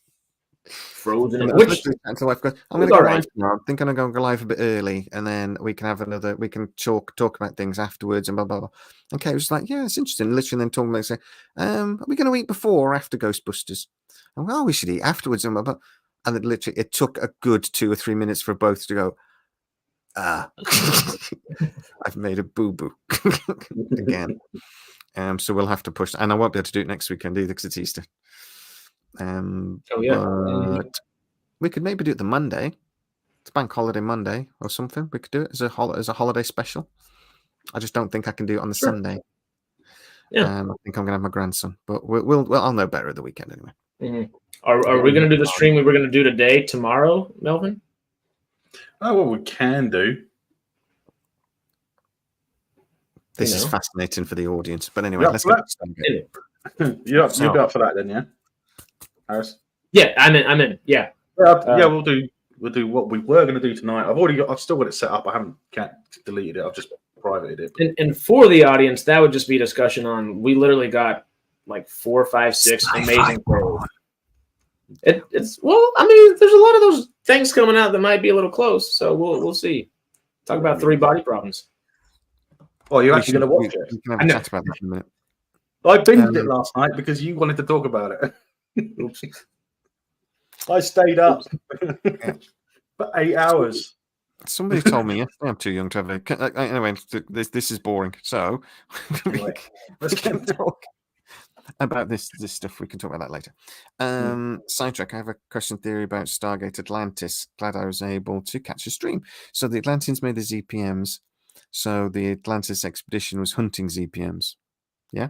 What's your theory? Sorry, it might be stupid. And that just might be the first part. He might come in again with more. Come on, hit us with the next bit. I'm fascinated. Right. My understanding is no. I think there will. I think that's going to be an interesting point, right? So, story. He has actually come up with with the sketched out. Yeah. Right. I spoke to somebody else. I spoke to somebody that worked on The Expanse a couple of years ago. And I sort of, as I said, because that was being based on a book, though. So apparently, what he was telling me was executives and things. So they have an idea of a story mapped out first. Then they go into pre-production, and you have to then do scripts. And so then you do the scripts based on that, and then you have to. There's a load of development work done there. So the scripts bounce backwards and forwards between the Amazon and MGM and producers, and then they all agree on that. So that takes a while. That apparently process to do 10 episodes can take anything up to 6 months. What they used to do was they would have 3 or 4 episodes written, and then they'd start filming, and then they would continue writing the scripts as they were going along. And they would film, and they would say sometimes people would literally on Star Trek: The Next Generation, the stories about Brent Spiner would get like 9 pages of script that he had to do the next day, and he's like, shit. So he had to like memorize all this when there's data episodes, but it was literally written the day before, and then they were just like, that doesn't happen anymore. The scripts are written, agreed, and final before they go anywhere near. That's one of the reasons why when with Daredevil Reborn recently, why they basically had to scrap it, because they made decisions that were fundamental about the story. They decided to change it, so they just basically went, we've got to start again. Which I like that better than the MCU's typical, which they've like reshoots have always been a thing, but the MCU are like the first like big studio ever to say we're going to schedule reshoots. Like we're gonna plan for reshoots. I like going into something with an actual plan and wanting to stick to that plan as close as possible. If you got to veer, you got to veer. But planning ahead for reshoots, that's just like, it's not, talking about mindset, it's not necessarily the best mindset for it. Hopefully Stargate doesn't do that. Well, that's not MCU, is it? That's Disney, full stop. Well, yeah, that's not MCU. It's Marvel Studios under Disney. Yeah. Aaron brings up an interesting point here, and this was something that I'd love to know Brad Wright's opinion on, and I might message him and ask him. Brad Wright doesn't own the script that he wrote. So in theory, MGM Plus, yeah, it's fine. Needs a wee probably. MGM Plus could either use part or all of that script, and Brad Wright wouldn't be able to do anything about it. No. Because he doesn't own it. They wouldn't even have to put his name on it. It came under the MGM ownership, didn't it? It's MGM. MGM own. MGM commissioned him to write a script. They own it. Even if Brad owned it, it wouldn't make any difference because MGM own the IP. So there's no way Brad Wright could own any of it. But they could use all of that script if they wanted to. They could rewrite it and not even put Brad's name on it. Just don't kill Jack. Oh, kill Jack. But yeah. So yeah, and Joseph Malozzi has talked about this a lot. He says, and things that Brad was planning, they would have concluded SGU. Sam and Richard Dean Anderson and Sam and Jack would have been in it. Daniel would have been in it. And there would have been a new villain. We know that. For me, that's the way to kickstart a new series all day. Yeah. And Brad Wright had the best idea, I think. Rodney was going to be in it as well. David Hewlett was going to be in it. The series was actually going to open with him. I'm mixing that up with the movie, the Stargate Atlantis movie. Sorry, I'm mixing that up. I'm fucking my head up. So ignore me. But I think that's interesting. You're back. Hi, Harris. I didn't need to pee. I was letting my friend in, who brought really cool looking lightsaber. Actually, that I don't know why he walked on the bus with these for a few hours, but I would have been fighting people off. Mm-hmm. I used to have lightsabers. I would forever be 5 years old if there's a lightsaber in front of me. Michael, that hasn't changed, mate. It's not happening as it stands right now. The last thing I heard was about 2 weeks ago. It's not happening. So not as it stands right now. So they connect, so you can have like twosies. That's what I did, and I just started hitting my ceiling and shit. Darth Maul lightsaber. Darth Maul. I know spinning back here, but here we go. The problem with Babylon 5 is that Warner Brothers want to make it, but they don't want to pay for it. So they were trying to find a streaming provider to make it, to pay for it, basically, that they would make it for, and nobody, as it stands right now, wants it. So, and then JMS called me a twat, and even though he confirmed basically everything I've been dropping for 6 months. I just love that. Makes sense as well, because if Amazon wouldn't pick it up because they're working on getting the MGM stuff on the go. Yeah, it's got a lot of money going into the studios, a lot of equipment and sets to build, stuff like that. Ready, they've got the budget set up, ready to go, I reckon. And they know exactly how much they expect to pay, so they're not going to say, "Oh, we'll bring Babylon 5. Let's make Babylon 5." They're not going to do that. Netflix won't do it because they won't have enough faith in it to go more than one season. Yeah. We as fans would know that it has the ability to go beyond 5 seasons. There's a very good chance that there's going to be more Babylon 5 animated. Very good chance. I've heard that internally there's been conversations about that. It hasn't gone as far as talking to JMS, but internally there's been conversations about that they're very happy with how the animated stuff went. But the general attitude seemed to be there's no appetite for a reboot. There's an appetite for the original Babylon 5 story. There's no appetite for a reboot. And if the Babylon 5 fans don't want it, it's not going to happen.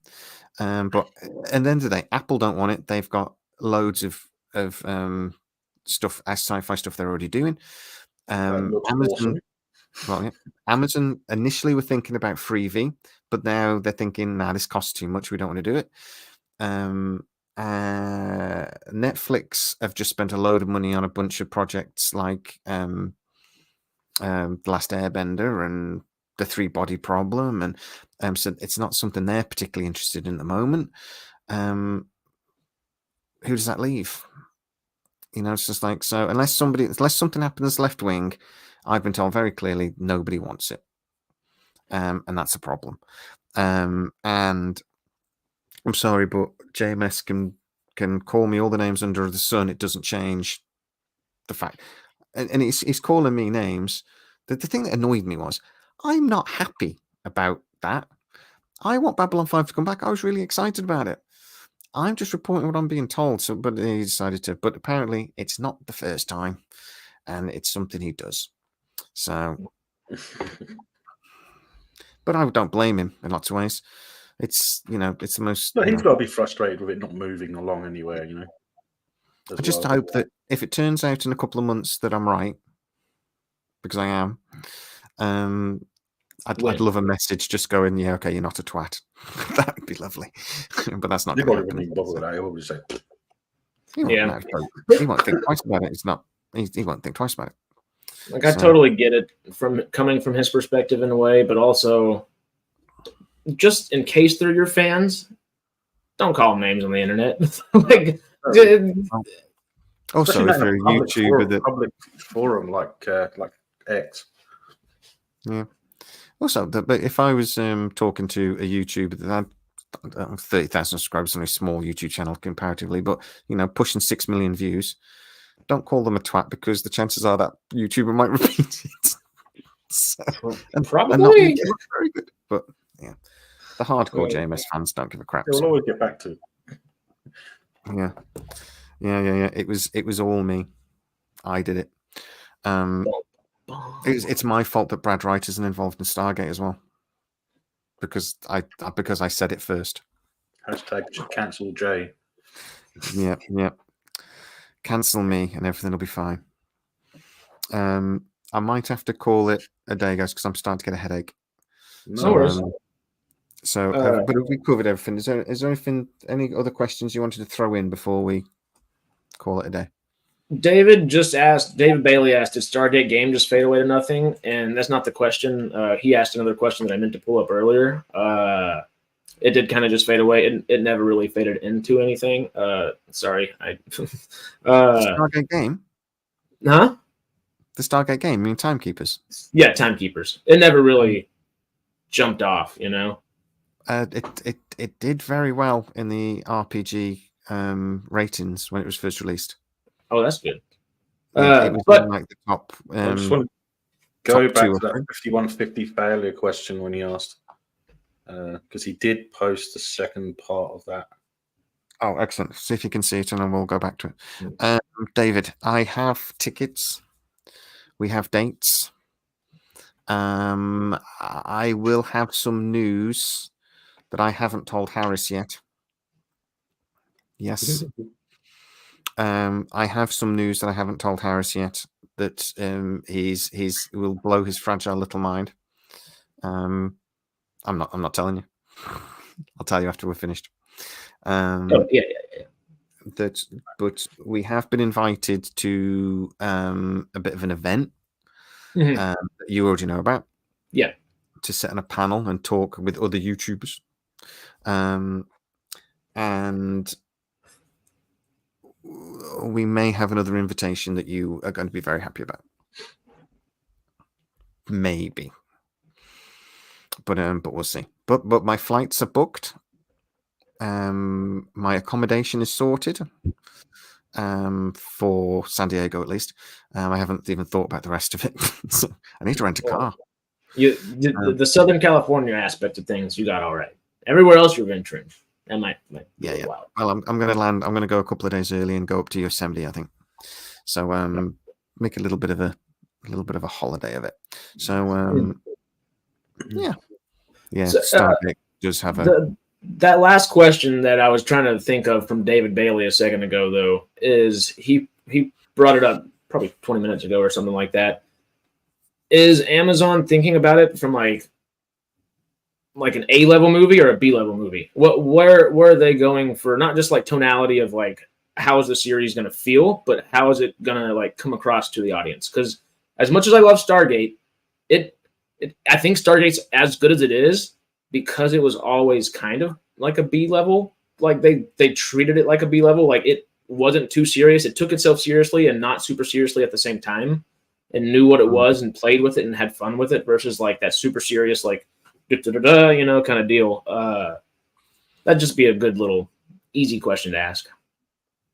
Stargate is odd. Yes. Odd in the best ways.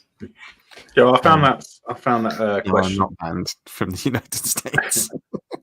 So the second part of that question for that chat from 5150 failure was, I can't bring it up, unfortunately. Wouldn't it make sense that the ZPMs ZPM, sorry, were made in Atlantis somewhere. That's the question, basically.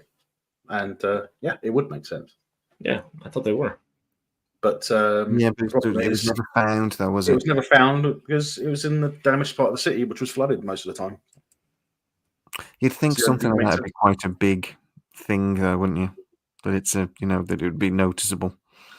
Well, you'd But, think so, but I liked my theory that there's a factory and the city, and that they're like two pieces, and they have to be together. So the reason why we can't manufacture is because we haven't found the other part. But the city has to fly there, land, and then they can build ZPMs. like an ancient city, like we saw the replicators had. Yeah, so a lock and key sort of thing. Yeah. So it's a defense. It's a thing because obviously the ZPM is such a powerful piece of technology. You wouldn't want it falling into the wrong hands, and then that would explain why they just abandoned the city and they weren't bothered about going back, because they knew whoever went into the city couldn't build ZPMs. Didn't turn anything else off. All the other experiments are just quite happily ticking along, but they at least knew that they couldn't. They probably had self-contained power sources as well, so they could Yeah. work independent of the main supply. Yeah, I like this idea, Lucas. no, I'm not. The Amazon panel. Yeah, so the city can't make more without the other bit, sort of thing, which might be on the same planet for all we know. But yeah. Paul did ask another really good question to ask in the interview: is will the military have a big part of the production, like it originally did, of course? Yeah, military I involvement. mean, like the USAF advisors and that. We hope you have a wonderful evening, Carrie. And you said you were feeling bad, so feel better, Carrie. We Yeah, love you. Yeah, you feel better, Kerry. I saw that. Yeah, I've got some stuff coming up about Starfleet Academy, Star Trek Academy, Starfleet Academy. That's right this time. I think it's going to be shit, and I'm going to explain why. I hope they film it next to my house, because I might not be a Star Trek person, but the Japanese Gardens in Van Nuys Sherman Oaks area, which is right around the corner from me, that's where like the Academy has always been. It's a beautiful building. There's San Francisco. Oh no, yeah, there's that one building, isn't there? The very angular. Yeah, a bunch of Orville was recorded there as well. An episode of the Orville was recorded there. Yeah, it looks super cool. It's hard to get in there. It's free, but it's just hard to book your day and do all that kind of stuff a lot of times.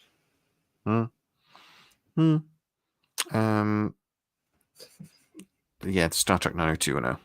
That is the proper name. Right. So the scrolling text is wrong. Have I made a mistake with the scrolling text? Well, you instead of M cubed, it says M23, and it's I think Peter was. That sounds like a kind of like MS-13. I don't know. I think that's what he was trying to say. M23, isn't that an artillery gun? Something like that too, there we like go. A mobile artillery gun, isn't it? Links to M3 sci-fi questions in the description. Go to. That's right. Stop moaning. I did it very quickly before the stream started, so leave me alone. I didn't even notice it until Peter said something. But it's funny. I didn't notice it. M23. It's just like it's the newest version, isn't it? It's like an upgrade. That's instead of 3 topics, we're talking about 23 topics. Yeah, exactly. That's what the internet is. It's always going to be bigger, better, more. Someone commented earlier, was like, I like the Wraith. I didn't really like the Ori because it just felt like they kept trying to just get bigger and badder, and I agree with it. I didn't mind the Ori, but it did feel kind of like that. But they have to do that, didn't they? That's part of the problem of bringing Stargate back, because they have to go bigger and bigger and bigger. The Ori had to be almost ascended beings, because what if, like, I don't know, even the Ashen, we'd kick their ass now. Or the Tolan, we'd kick their ass now. We would have had the technical advance or advantage, but we wouldn't have the numbers. Yeah, that's a good point too. Well, because I still don't think even with Asgard technology we'd be able to defeat the Wraith. They're technologically advanced enough, and there's just way too many of them. I feel like obviously the Ori, we got Adria out of it, so it's okay. But hello, the Adrias. They just weren't the most pre-thought out villain. It didn't seem like Lucian Alliance was a good one, you know. We can spank the Lucian Alliance on one, but like you said there as well, there's too many of them. I think that's the problem. We've got like 6 ships or something, and they've got hundreds. And you could totally just add a little. You can play with other genres in that, where Lucian Alliance, they might not feel like their typical threat, and they could totally be like subterfuging everybody the entire time. They could be spies that are screwing Earth up, which, you know, they've kind of played on before, but do it from space a little bit, have some fun with it. I don't know. She's lovely. If she turned up going, "I've got a new religion for you," I would be there going, "Yes, sign me up." Hallowed is you. Hallowed is you. And I know somebody that was that saw her in real life. What? Who? And didn't take a picture or try to follow her home. What is wrong with you, Harris? Or get a selfie. Seriously. Yeah. I'm gonna go put on an astronaut suit, which is kind of fun to say though. But You did have to say that. Does anyone think it would be better if the Milky Way galaxy was being invaded by a superior alien species from another galaxy instead of a species from our own galaxy? You mean like the Furlings? Like the Furlings. The Furlings were from our galaxy. Maybe the Furlings are in a different dimension, though. Well, we don't know that'd be the an Furlings. interesting take. We don't know the Furlings are from our galaxy, though. They were in our galaxy, but the Asgard weren't from our galaxy. That's true. So yeah, maybe the Furlings are They're from the back. galaxy of Ida, weren't they? Yeah. That's galaxy. not the original galaxy, is it? The Furlings I think are Paul back said in that well. pits. The Ori was a villain just a few seasons too early. They rushed it. 2 seasons too I've early. always said that they rushed the last seasons of SU1 anyway. Mm-hmm. Well, I mean, they got to the end of season 8, and there was a. Because Atlantis came along, and that's where all the work went. Well, I think seasons 9 and 10 of Stargate SG1, you can almost have as completely separate series. They almost started a revival straight away, sort of thing, without any break. It's a different. It was so different in that period. Sorry about the dog. It's I fine. don't know why he makes that noise. Oh, stop pressing buttons, Harris. We did it at the same time. Oops. But yeah, and like the replicators, they were just used too much. Mm-hmm. Too much. In they should never have brought them into SG Atlantis, to be honest. SGA. For me.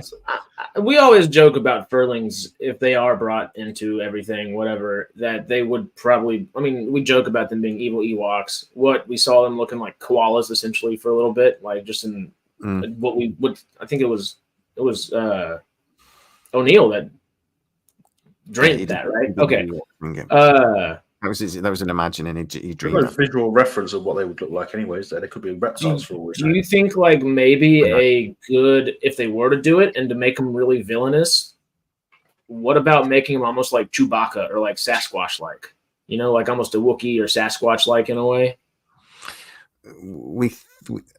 So there is a theory that we actually did see the Furlings, but they weren't called the Furlings. And I forget the name of the episode, but it is very heavily around Sam, and they found a spaceship that was floating in the middle of blah blah blah. I'll have to Google it. The one was just stuck in that nebula that was messing with her head. That was the Furlings, and in that case, they're human-like.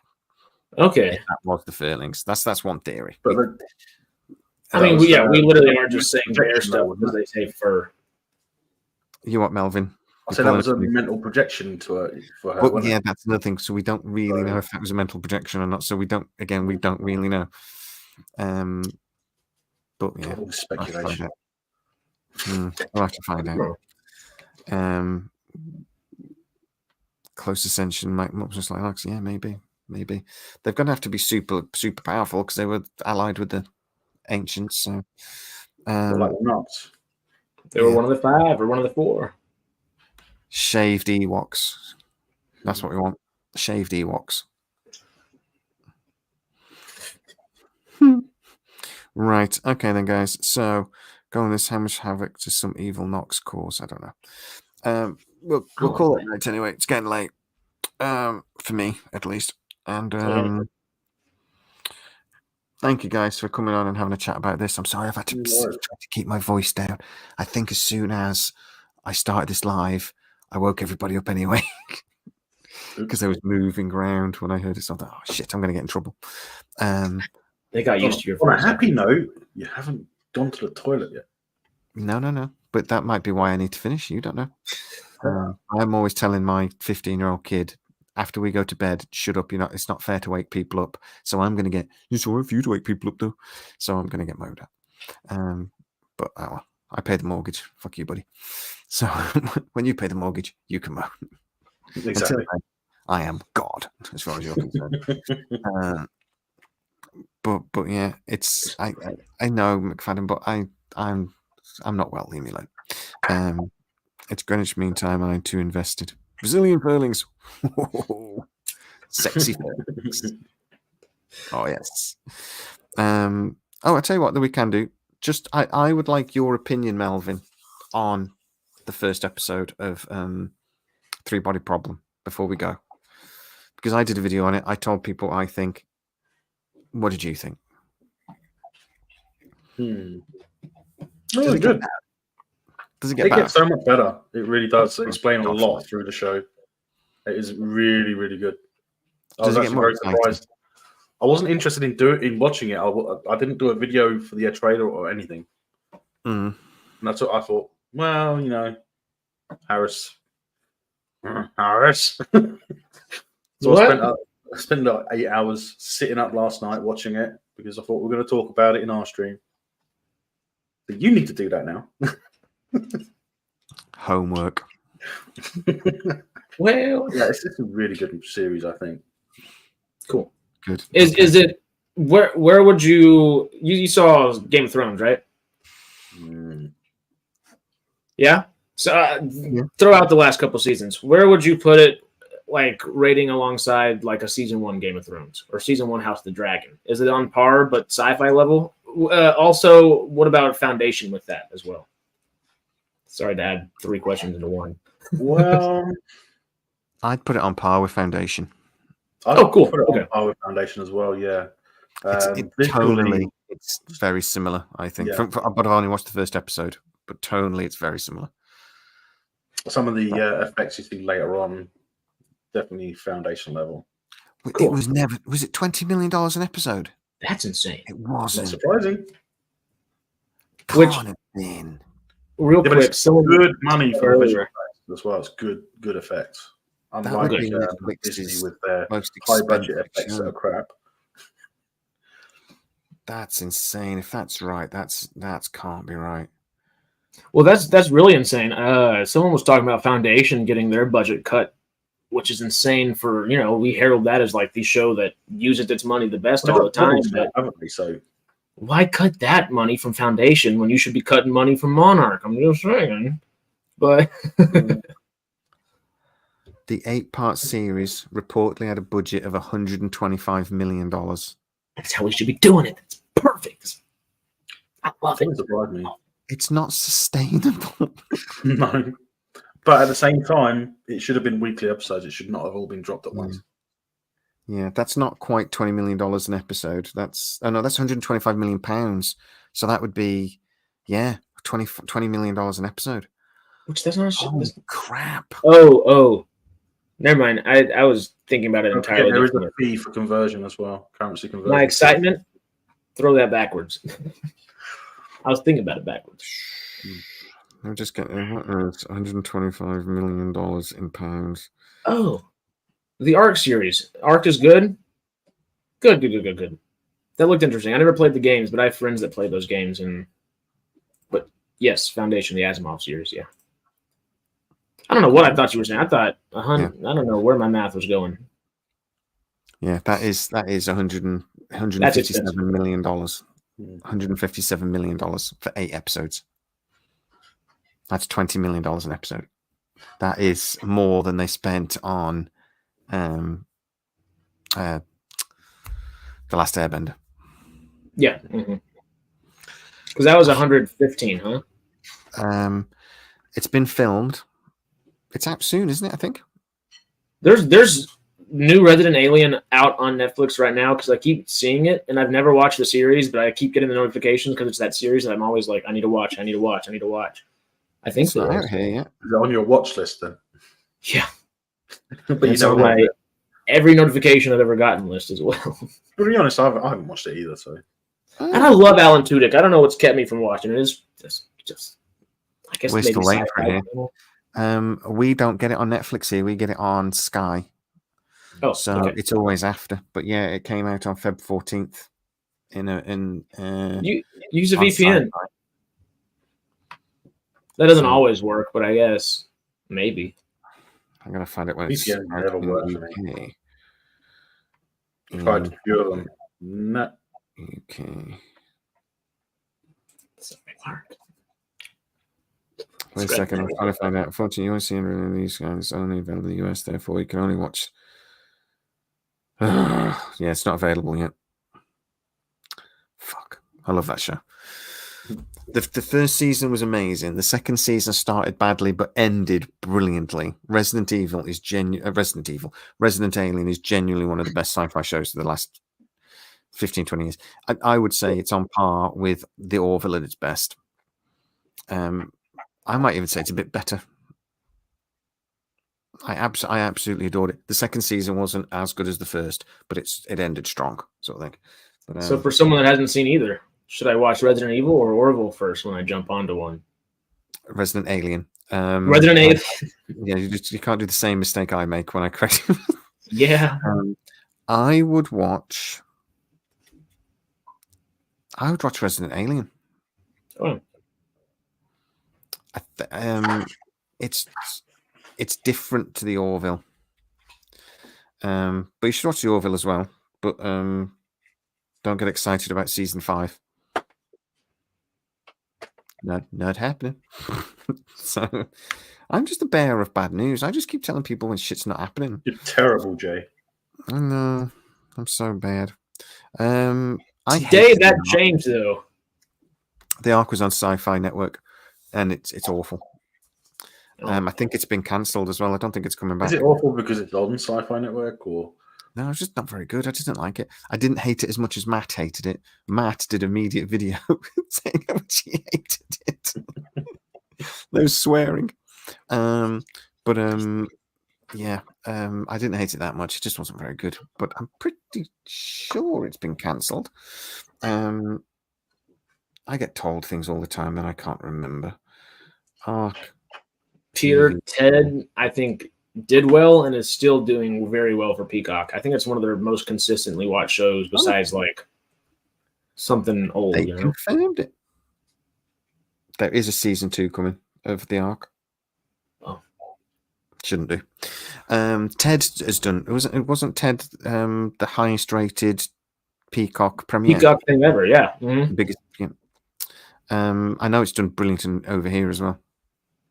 You know it's done well over here because they don't advertise it. And it's just got it's. I think it's still like really high up on the Nielsen ratings, isn't it? It's like 2 or 3, isn't it, on the Nielsen rating?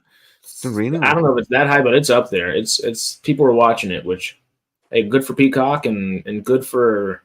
Yep. Good, that was a proper way of continuing an IP, I think, without damaging what's already been done. Yeah, we're getting that's 2 seasons. So Arc season 2, maybe it'll get better. I always say that you can't really judge a show in the first season. You've got to give it 2 seasons. It needs to get its feet under itself. Back in the day, it used to take 3 seasons for a show to take off. I think by the end of the second season, if a show isn't getting better, it's going to struggle. But you've got to give it this second season. But if you should always like the show, though. If it's a show you hate, then obviously don't bother. But if it's a show you like, give it the second season because you might just love it. Stargate, I fell in love with it at the end of season 1. I was still a Trekkie, and then it was by the end of season 1, I was like, I think I'm going to be a Gator now. The Expanse. Yeah. To be fair, I think The Expanse, the first season, was the best season. I'm with you. I think the first 2 were amazing. Some of the best television we've ever gotten. Yeah. Perfect example of literally what you just said was Halo, though. Like Halo season 1 was all right. It had some highs and lows, and then season 2 just no better. Season 2 is much better. No better. Much better. I will give you it's a tale of three parts for me. Halo season 2. It started really well, and then it sort of dipped for me. But there's a lot of story and development stuff going on. But by the end of the 6th episode, for me, it was there. And then the final 3 episodes were amazing. Honestly, Okay, right. For me, season 1 had 1 good episode. Season 2 had 2 good episodes. No, the opening episode was brilliant, and the last 3 episodes were really, really good, really, really good. And there was bits in the other Had episodes. a strong ending though, but leading into season 3. Do you know the only weak episode in season 2? Genuinely, the only weak episode that I'd actually go, if I was going, when I watch it again, I'll probably skip. Is the Is that second the middle episode. one after the fall of Reach? Nah, the second episode. Nah, that was amazing. That do you not like acting? I mean, I understand you like action, but like that acting was phenomenal. That was beautiful storytelling, well done, well told. It made the story make sense in the end. Brought the stuff that was in the beginning to make sense now. It was beautifully done. Beautifully done. Spoilers. A little bit. Foundation was good. I like Foundation, but it's Cerebral. It's not for everybody, and I think 3 Body Problems the same. It's not going to be for everybody. But the thing is with Halo, just to prove that Melvin is completely wrong. The second episode, and it's all opinion, isn't it? At the end of the day, some people don't love Manchester United. I don't get it, but they just don't. But the second episode for me is the weakest episode, and I actually found it borderline boring, but it's setting up where they're going for pretty much the whole series. So at the start, he's the Master Chief, and then I think we have 4 or 5 episodes when we're being introduced to John, and we're getting to know who he is. And they tried that in the first season, but they did it really badly. They did it in the second season, and they did it brilliantly. But they did it so well in the finale, when he then puts the helmet back on, I genuinely went, yay! Something, and I genuinely had like an emotional reaction to the Master Chief's back. And that's why they did it. Probably did it for cost reasons as well, because it's horrendously expensive. But no, I love that series. It's genuinely. I've got a prediction of season 3 though. You what, sorry? I've got a prediction of season 3. It might not happen, for one, but go on. Well, that's one that might not happen, but if it does happen, it's going to be the Covenant and the Master Chief teaming up. Did that happen in the games? Well, there you go. They are roughly following the thing in the games. Is that to just go? They're not that close to the games as you think.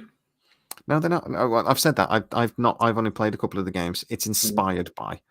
Mm-hmm. They did the same thing, which totally reasonable. But the showrunners of season 1 that were fired before season 1 ever came out were like very much, this isn't the same story. This is like I think it's Silver Squad or Blue. No, this is Silver Squad, and Blue Squad is like your original Spartans or something like that. I only ever played Reach, so very much like for Jamie and I not playing like these games and like having those like that. Just looking at it from the sci-fi perspective. Yeah, it's easy for us to ignore. Visually, it's stunning. But I make exactly the same point in that because I don't know the lore, I can just appreciate it for what Halo is. I can completely understand that it would annoy people that love the game, because I made the point in things when the J.J. Abrams Star Treks came out. I was so angry because they changed so much of they just changed so much. Now I can look back at it and I just appreciate it. They're just good Star Trek. They're not Star Trek, but they're good films. They're fun and they don't wind me up. At the time I came out of the first one, fucking furious. I was just like, why is this happening? Why is this happening? This doesn't make any sense. It's just stupid. I was genuinely really angry. So if you're a big fan of Halo, it's going to. It might irritate you, and I completely get that. I don't have any problem with that. I just think you've got to go, look, this is a TV series that's loosely based on a game, and it's going to have the same characters, similar characters, all the similar looks, the tank and stuff that's cool and things like that. Enjoy all that, but don't get bogged down with that's different to the game. They're different. They're different things. And and I don't think a lot of the story would work in the game for lots of practical production reasons. It just wouldn't work. Just cost reasoning. The major issue I have is that he's out of his armor too often. But that's going to be a cost reason, isn't it? But also, there's a storytelling reason. It's fine in the game, but in a series, you need to see the Master Chief as a person. Like Mando. To a degree. The writing teams have approached it very, very differently. That's the easy thing to say, and I there is a way to do it, but you have to approach the entire show from an entirely different perspective. Because Mando is, we're now getting into the larger world and stuff. It was very much you are in Mando's world for that first season, and if it was very much in Master Chief's world and not world building the entirety of like how human existence and civilization is now, that might make it would have been easier, I guess. I think in the first season it felt like the actor's contract meant he had to have his helmet off for so long, and it felt a bit like that. In this season, it just felt like they were humanizing the Master Chief, because that was a big point of the storyline, that he's not human. And that he is trying to figure out who he is after what happened in the first season, and blah blah blah. So he's always been augmented. His helmet, and there was. I thought it was really good that they did that whole bit about him losing the armor, and that it was almost like him losing a part of himself, and they explored that. I just thought it just added way more. I just feel like it added 3 dimensions to the game that was maybe a bit 2-dimensional, because the game is about running around and shooting bad guys. Is the prime. There's a story there, but the prime thing about the games is a shoot 'em up. This is a TV story telling a story. This is a show telling a story over. We've had 20 hours already, and there's loads more to. And I'll just say, him taking his helmet off in the second season was done with a purpose. Then when he put the helmet back on, it was supposed to excite you and get you like, and it was meaningful and it had deep impact. I liked that moment. It was good. Yeah. So it works for me. But I completely understand why the fans of the game would. You'll look back on this probably in a couple of years, mate, and probably see it completely differently. Particularly if the third season's as good as the second. Well, that last comment was up there. I've heard other friends of mine that are Halo people say, Melvin, if it was like, if it was a different Spartan and not Master Chief, like the Master Chief, if it was just a Spartan crew of 4, what would you think about the show? Be different. Well, that's what. So he's the major part of Halo, right? It's always a Master Chief. You're a Master Chief in the game. Master Chief is the main character. Oh, you're Master Chief in the game? I didn't know that. I've never played the game. The whole point of the armor is also supposed to double as a life support system. Kind of like Vader. He was injured as a child. As a teenage child, he was supposed to have been injured in a battle. I think they visualized it in a movie. It was an animated movie back in years ago, where he was injured in such a way that he had to be put in the armor to keep him alive. I mean, fair enough, you can take the helmet off. That's fine, but just don't keep taking the whole armor off. It doesn't. It's not as faithful as I would like. Let's just put it that way. Well, that makes a lot more sense, because people were upset about him having sex in the first season, and that makes sense with that. I was like, you just come on, you don't want the dude to what? Come on, he's had a whole 8-episode arc. Let him get a little something, But also, if he's not supposed to ever be able to take that makes more sense. It's like Vader. I mean, Vader rarely gets seen outside. Well, since Disney got Lucasfilm, you see him more often outside of his armor, right? When he was in a big egg, wasn't he? He's in a big egg. You just see the helmet go on. That's it. You don't see him actually out of his chest plate or out any of the other stuff, right? But we see it now. We saw it in which one did we see it in? Obi-Wan. Yeah, we saw it in Obi-Wan where he was in the BAFTA tank, Colto tank. Yeah, Colto. The BAFTA tank. BAFTA tank. Colto's a different franchise, isn't it? Hmm. I think I can't remember. There's comparisons. Put it in the kitchen But sink. it's the same basic thing, you know. He needs the suit for a reason. It's not just armor for fighting. So. They've changed aspects of it. That's fine. I don't have a problem. It's an They've adaptation. taken creative liberties. Yeah. Well, they're allowed to though because it's a Yeah, different they're product. allowed because they have it. Yeah. But I would say there's reasons for those changes, and I'm fine with it. Other people have said they don't like how they did the flood, and I'm like, I think it worked in the show. They started off the look. Oh, I thought, oh god, it's another zombie thing, and then it completely changed. And I did vaguely remember zombies from the games, but I think I only played Halo 2. I played Halo Reach, and to be honest, I probably skipped a lot of the. As soon as you go, as soon as you got him running around and talking, as soon as you can skip it, I'm like, yes, skip. I want to shoot shit. So I might have ignored it. Is the flood is the fungal parasite at the end? Yeah, and that's Okay, the cool. flood. And the Halo Spoilers, creators knew about it, didn't they? I think so, but I don't know what the connection is there yet. But like I say, I don't know the law, but it's different. Leave it at that. It's different. Enjoy it for what it is. Enjoy the games for what they are. But I think we can pretty much guarantee which way they're going for season 3 should it happen. And that's fine. Yeah. That's like any adaptation, though. I know where Three Body Problem's going because I've read the books. It's going to They'll be change 400 it. years in the future. That's what it's going forward 400 years. That's where it's going. Well, I tell you what, I've been having to try to dig out my copy of the Three Body Problem because I think I'm remembering different stories. I'm like, which one's the Three Body Problem and which one's that other book I read? Which one's? So I'm watching things going, all right, I know what's going to happen next, and then I'm watching by the end of that episode. I'm like, no, that's not what I remember. So, but anyway,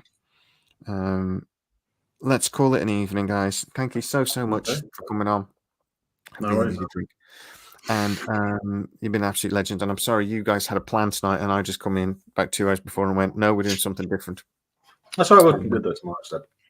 Well, we might steal the natural slot for tomorrow morning for everyone's Sunday morning. So they all got to come say howdy tomorrow, of course. Do you know what my wife said? I said, because I've just messaged Harris and they've already got plans for a stream. So I'm just going to ask them if they'll come on here instead. He goes, all right, Mr. Big Bollocks. Like, well, no, it's just like, what? Yeah, okay. Maybe you should join us tomorrow.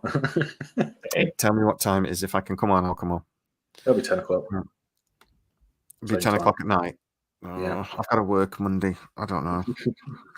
I've got to work Monday because I've got to be off Tuesday to go and do something. So I've got to work Monday, so I might not be able to. That meeting. Well, we're going to do it at the same time as we were going to do it today, or are we going to do it in the normal kind of slot in the morning? If we're not doing one in the morning. Talk about this. Yeah, we'll do that. All right. We'll do that in 2 minutes. All of our videos premiere first on patreon.com/SciTrek. Thank you very much, Kerry, for reminding me. Please go and check out the description for Melvin's channel and for M23, Harris's channel. Go and subscribe. And thank you so much. After the meeting that we've got on Tuesday, I'm certain we'll have a few more Naquador enriched nukes going off as we find out a little bit more about what's going on. But 7 chevrons locked. That's all I'm gonna say. We are there. We're done. This is happening. Come on. Keep sending questions in for Tuesday. Don't forget to do that, y'all. Yeah. Try to be realistic in what you actually think this guy's going to be able to answer. Yeah. We don't want to waste time asking questions that he's just going to go, I don't know. But niche specific questions are probably the best. Yeah. So, can I get a copy of the Bible, basically? Yes, that would be nice. Bible. I will ask about the Bible, though. And as always, do as Carrie says. Carrie is our God Emperor of the universe. Thank you, Carrie. Go, Carrie, get well. Sarah, good night. Sarah, we need to get Sarah on a live. We promise. Yes. She will be on SciTrek soon. We're going to pick the best and the worst episodes of all the Stargate series, and then I've got to sit and watch them in a day. I don't know why I agree to these things. Why do I agree to these things? Why do I agree to 18 hours of Stargate, for God's sake? Because your missus wouldn't let you do it otherwise. No, I have to wait for her to go out for the day for me to do it last time. Right. Good night, everybody. Have a lovely evening. We will see you really soon. We won't be live tomorrow because I forgot I bought tickets for something else. But we will be back very soon. Dude, Just come and this do way. things. Subscribe. That We'll way. see you tomorrow. See you real soon, everybody. Good night. Later. See y'all.